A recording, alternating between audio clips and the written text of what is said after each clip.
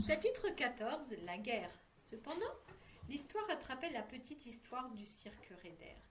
Dès le milieu du mois de juillet, on commençait à parler de la guerre, d'une guerre de revanche contre l'ennemi allemand. Chaque jour qui passait augmentait la menace. Quand Maria en parlait à Svetlana, puis aux jumeaux, elle tombait à chaque fois des nues.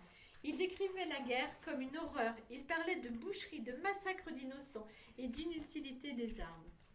Mais quand même, arguait Maria, les Allemands, il va bien falloir qu'ils nous rendent l'Alsace et la Lorraine. Ce sont des régions françaises. Ça, c'est l'histoire nationaliste que tu as apprise à l'école, répondait inlassablement Diego. Ce n'est pas la vérité. Toi qui as la chance de voyager avec nous, tu le vois bien. S'il n'y avait pas de frontières, pourrais-tu faire la différence entre le nord de la France et la Belgique, entre la région lyonnaise et la Suisse de Genève? Non, bien évidemment, parce que les hommes vivent malgré les frontières. Les frontières ont été créées par les marchands de canons. C'est Jaurès qui a raison. Maria écoutait avec intérêt les discours, et même si le ton changeait, elle comprenait bien que ce qui regroupait tous les artistes, c'était aussi les convictions qui dépassaient largement le monde du cirque. À la fin du mois de juillet 1914, Flavio proposa de modifier le numéro des Velasquez pour y insérer le double salto de Maria. La joie de tous fut modérée par la situation internationale qui se dégradait. Il fut décidé que la première pour ce numéro aurait lieu le 31 juillet 1914. La nuit précédente, le trio Velasquez dormit assez mal, malgré une veillée plus longue que d'habitude. Le stress du changement de numéro n'expliquait pas tout. En effet, Flavio avait auparavant expliqué que la guerre était très très proche, puisqu'elle frappait déjà l'Europe centrale. Finalement, le jour venu, les préparatifs eurent lieu comme d'habitude. Le soir, le chapiteau était comble. Maria exécuta parfaitement le numéro avec Ringo, mais ses mouvements étaient plus mécaniques qu'à l'accoutumée, ce qui inquiéta Junior à sa sortie d'off-piste. « Que se passe-t-il? Ça ne va pas? Tu es malade ?»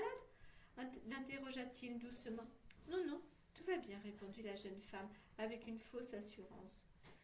La suite du spectacle se déroula normalement jusqu'au numéro final présenté par M. Loyal, qui promit, en l'honneur de Jean Jaurès, une exclusivité mondiale. Personne ne s'attarda sur le moment à l'évocation de cet homme politique qui défendait la paix envers et contre tous. Déjà, Diego et Sylvain enchaînaient le début du numéro. L'entrée de Maria résonna longuement, puis vint le moment tant attendu du double salto, marqué par un gigantesque roulement de tambour. La figure fut effectuée à la perfection. Le trio Velasquez remonta sur le podium tout en haut du chapiteau. L'immense ovation du public parut interminable.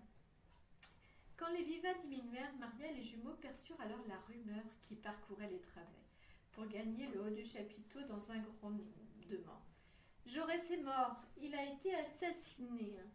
Le public quitta doucement le chapiteau, tandis que tout en haut, Diego, Silva et Maria restèrent un long moment enlacés à se parler. Le dîner qui suivit fut lugubre. « Tu sais, Maria, maintenant que Jaurès est mort, c'est la guerre. La France ne sera pas épargnée, » conclut tristement Diego. Même Junior ne semblait pas d'humeur. Bien que l'ambiance ne s'y prêtât pas vraiment, la guitare et les chants furent de sortie pour tenter d'égayer la troupe. La fête dura presque jusqu'au lever du jour pour marquer la réussite fantastique du cirque, pour célébrer l'exploit du numéro du trio Velasquez, mais surtout pour tenter d'oublier la triste époque à laquelle il se trouvait confronté.